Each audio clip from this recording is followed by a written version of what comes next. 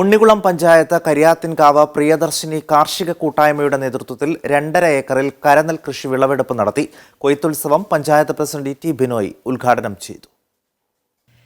ഉണ്ണികുളം പഞ്ചായത്ത് ഭക്ഷ്യസുരക്ഷാ പദ്ധതിയുടെ ഭാഗമായി വിളയിച്ച കരനെൽ കൃഷിയുടെ വിളവെടുപ്പ് നടത്തി.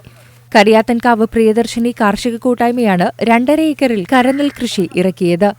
കൊയ്ത്തുത്സവം പഞ്ചായത്ത് പ്രസിഡന്റ് ടി ബിനോയ് ഉദ്ഘാടനം ചെയ്തു.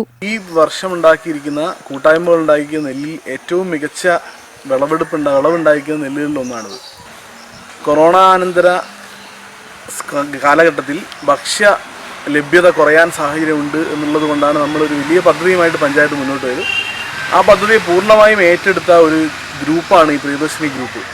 കഴിഞ്ഞ 4 മാസങ്ങൾക്ക് മുമ്പ് നമ്മൾ ആരംഭിച്ചു. ഏതാണ്ട് 2.5 ഏക്കറിൽ നെൽകൃഷിയും 1.5 ഏക്കറിൽ വാഴക്കൃഷിയും നമ്മൾ ചെയ്തിട്ടുള്ളത്. തീർത്തും ജൈവ വളം ഉപയോഗിച്ചുകൊണ്ടാണ് ഇത്തരം കാര്യങ്ങൾ ചെയ്തിട്ടുള്ളത്. അടുത്ത തവണ ചോളം കൃഷി ചെയ്യാനുള്ള ഒരുക്കത്തിലാണ് ഈ കാർഷിക കൂട്ടായ്മ. മീഡിയ 1 കോഴിക്കോട്.